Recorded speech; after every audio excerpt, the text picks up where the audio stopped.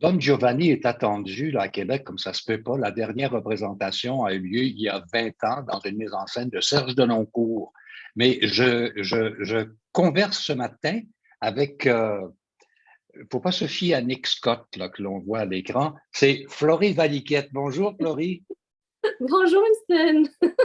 Non, c'est pas Soprano. bien Ah, moi, Maliquette. soprano qui a beaucoup travaillé en Europe, on va l'occasion d'en reparler tout à l'heure, mais d'abord et avant tout, vous êtes déjà en pleine répète, costume même, pour le Ouais. Don Giovanni qui commence très bientôt, le 14. Comment Oui, ça se passe? j'en reviens pas que ça fait 20 ans que ça n'a pas été à l'affiche. Je pense qu'il était temps que Don Giovanni revienne. Ça se passe super bien.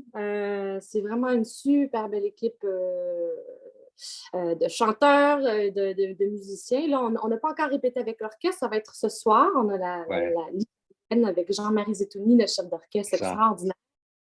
Puis, ben, pour moi, en fait, c'est le fun parce que aussi, je retrouve beaucoup de collègues avec qui j'ai déjà chanté dans le passé. Ben Et oui. même Alain, notre metteur en scène, j'avais travaillé avec lui dans mon tout jeune âge, quand j'étais dans le début de la vingtaine, encore à l'université, j'avais travaillé avec lui dans un stage. Puis donc, c'est vraiment chouette de retrouver des gens avec qui on a déjà travaillé, puis des gens aussi qu'on admire, comme bien des gens dans la distribution. Ben, c'est les grandes pointures, hein, commençant par Philippe Sly, qui Mhm, est un baryton incroyable. on avait chanté ensemble Péléas et Mélisande à l'OSM. Puis ben, c'est quelqu'un que j'ai toujours admiré, qui a une carrière Avec incroyable. Nagano, c'est ça? Avec Nagano. Oui, absolument. Ouais. Et Julie Bouliane aussi, avec qui j'avais chanté, qui chante comme une déesse. Puis donc, c'est une très, très belle équipe. Puis j'ai bien hâte de présenter ça au public de Québec, qui malheureusement n'ont pas eu beaucoup de substance dans les dernières années. Donc, je pense que ça va faire du bien aux gens de voir Absolument. un spectacle vivant Moi, à j'aime peu près. beaucoup aussi Alain Coulombe. Je trouve qu'Alain Coulombe a une voix absolument magnifique. C'est lui qui fait le Il Commendatore et c'est Oui. lui, bon. Et il y a, je vais les nommer parce qu'il y a Anaïs Constant, qu'on connaît moins ici. Elle est française ou belge? Elle est française, elle vient de Toulouse, si je ne me trompe pas. Et une autre D'accord. collègue, pas trop, en fait, parce qu'on a enregistré ensemble un disque en France, Ah oui. Free de Saint-Saëns, puis Anaïs faisait partie de la distribution. Donc, en fait, j'ai presque travaillé avec tout le monde. Donc, Anaïs, elle est Je magnifique. vais juste mentionner comme ça au passage Jonathan Boyd, il y a Doug McNaughton et Mhm. Geoffroy Salvas qui complètent l'équipe. Bon, les costumes, je dois le dire, sont fabriqués à Québec et le peu que j'ai vu des costumes, c'est vraiment très beau, hein. Absolument. On s'est inspiré un peu de l'époque victorienne. Donc, moi, je suis Tyrlina, donc j'ai une robe de mariée, donc je suis plus dans les teintes de blanc.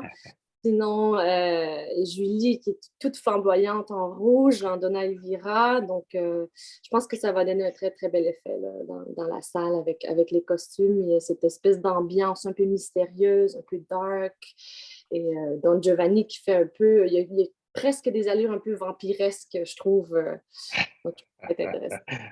Et Philippe Sly a une tête intéressante aussi. Alors, il va être en plein dans le rôle du séducteur. Mais il y a tout dans cet opéra. Il y a des Ouais. duels, il y a un duel, il y a de la trahison, il y a de l'amour, il y a de la vengeance, tout est là, Et le drame, la l'humour, tragédie.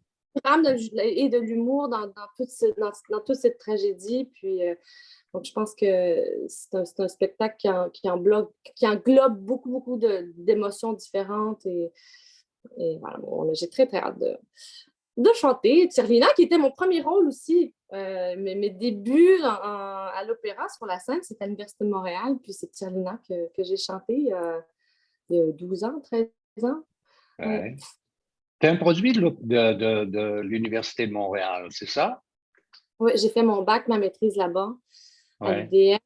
Puis par la suite, je me suis perfectionnée en privé à New York avec ma professeure de chant, Marlène Malas. J'ai fait aussi l'atelier lyrique de l'Opéra de Montréal, donc j'ai continué la Oui. formation là-bas Ça pendant fait 3 ans. 2 ans à l'atelier, hein. Je pense que ça fait 2 ans à l'atelier ou 3. J'ai fait comme 2 ans et demi. C'était la troisième Ouais. année, c'était pas à temps plein, donc ce qui m'a Parce que tu permis. étais déjà très sollicité à ce moment-là aussi, hein? Mais j'avais quelques contrats, oui, puis je voulais aussi en profiter pour faire. C'est pas toujours évident, des fois, quand on est dans un programme de jeune artiste, de pouvoir, si on est très occupé au programme, ben, il faut quand même se garder du temps pour auditionner. Je pense que c'est important. Puis la Ouais. troisième année, ça s'est super bien fait, étant donné que j'avais seulement les plus petits. Ben, en fait, si je me rappelle bien, là, moi, avec Chantal Lambert, on avait discuté du fait que ben, je voulais avoir le temps de faire d'autres projets et des auditions. Puis ça s'est fait naturellement. Puis c'était parfait comme ça. Ouais. Bon, on n'est plus Et en 1950, là, à ce moment-là, il y avait comme davantage une ouverture. C'est la même chose pour les gens qui sont au conservatoire comme acteurs ou à l'École nationale de théâtre. Il n'y a plus cette rigidité-là, heureusement. Mais j'aimerais ça qu'on prenne un moment pour parler de ton passage en Europe parce que tu as travaillé beaucoup en Europe. Moi, j'ai l'occasion de te suivre sur ta page Facebook et sur Instagram et tout ça. Et je Mhm. vois que tu as travaillé entre autres, et tu vas travailler Luxembourg, Versailles, Rouen, les Champs-Élysées, Bordeaux, Aix, et aussi une expérience avec Étienne Dupuis dans Werther à Lyon. Et j'aimerais que tu m'en parles un petit peu de ça. Werther à Lyon, en fait, c'était durant la pandémie. Bon, initialement, on était censé faire 2 concerts à l'Opéra de Mhm. Lyon et au Théâtre des Champs-Élysées. Et ils ont décidé quand même de garder la version concert à Lyon. Et ils ont filmé le concert durant la pandémie. Donc, Mhm.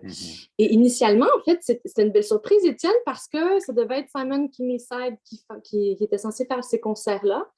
Et bon, bien que j'admire Simon Kingerside, qui est un chanteur extraordinaire, moi, quand j'ai vu que c'était Étienne, j'ai dit yes! Je vais Ah retrouver oui, un super collègue, super chanteur. Je veux dire, Étienne, c'est adorable. il est adorable. Je n'ai que de compliments pour lui. Puis on était à l'époque, moi, j'ai vécu à Paris. Ben, je vis encore en France, mais plus à Paris. Et on était pratiquement voisins à Paris. Donc, c'était chouette de se retrouver. Puis, donc, Avec sa famille, avec oui, le avec Nicolas, bébé. garçon, ouais. Donc, Chouette. Mais oui. les projets après le Don Giovanni, est-ce que c'est un retour en Europe ou tu restes ici un petit peu? Je dois retourner immédiatement en Europe parce que je commence une tournée 2 jours après la dernière de Don Juan avec les talents lyriques et Christophe Rouchet. Et donc, on fait une tournée Bach sans frontières qui s'appelle. Donc, on fait du Mhm. répertoire de Bach, du Pergolesi. Et voilà, j'enchaîne avec ça ces 4 concerts là, au Festival de Froville, il y a Schaffhausen, il y a Stockholm et une représentation à Paris aussi. Donc, Ouais. malheureusement, j'ai pas beaucoup de temps au Québec. Tout est Mhm. compté. Donc, je retourne en Europe tout de suite après. Et après, j'enchaîne aussi avec un projet à Paris en juin. Ouais.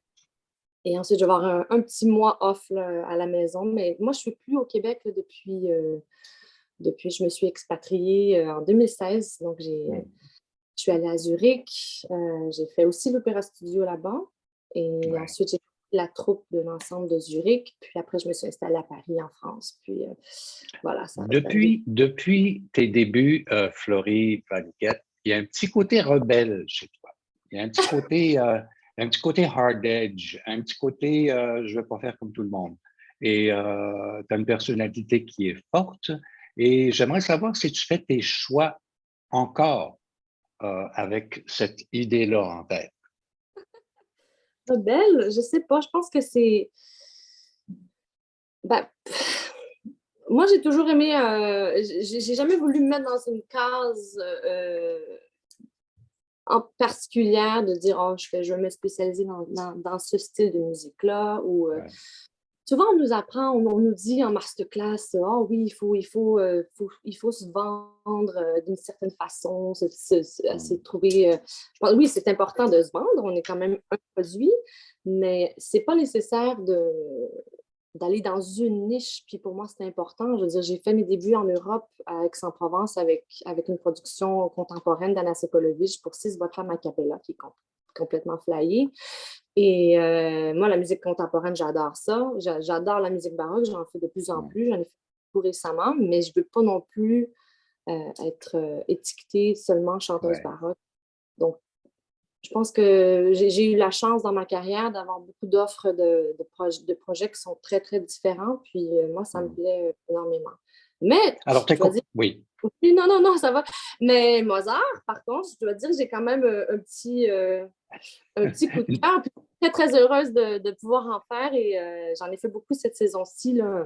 Ouais. D'ailleurs, j'ai fait mes débuts dans le rôle de Susanna à Luxembourg et à l'Opéra Royal de Versailles. Donc, voilà. Je ne sais pas, est-ce que tu es au courant que Anna est devenue la directrice artistique de la SMCQ? J'ai vu ça, oui, je m'en réjouis. J'aurais dit, il faut que je lui écrive pour la Ouais. féliciter. Là. Ouais. Quelle femme extraordinaire. Ça a tellement été une belle rencontre. Puis j'espère qu'un jour, on aura d'autres projets ensemble. Sokolovic. Mm. Alors, écoute, revenons à nos moutons. Don Mhm. Giovanni, ce grand séducteur, ce grand épéiste aussi, prend l'affiche très bientôt. Les représentations ont lieu, j'ai les dates ici, les 14, 17, 19 et 21. Le 21, ce sera en après-midi, dans une mise en scène de Bertrand Alain, Mhm. une distribution de rêve. Et moi, je vais aller faire un tour. J'espère être là pour la première, pour aller vous applaudir et revenir avec quelques commentaires qui sont sans doute positifs. Là. Merci beaucoup pour ta disponibilité. Je sais que vous êtes en plein travail, vous êtes en costumière là, par les temps qui courent. Allez, je te souhaite le mot de Cambronne. Merci. Toujours un plaisir. Et bonne continuité dans ta carrière qui est brillante à date. Merci beaucoup, c'est très gentil. Bonne journée.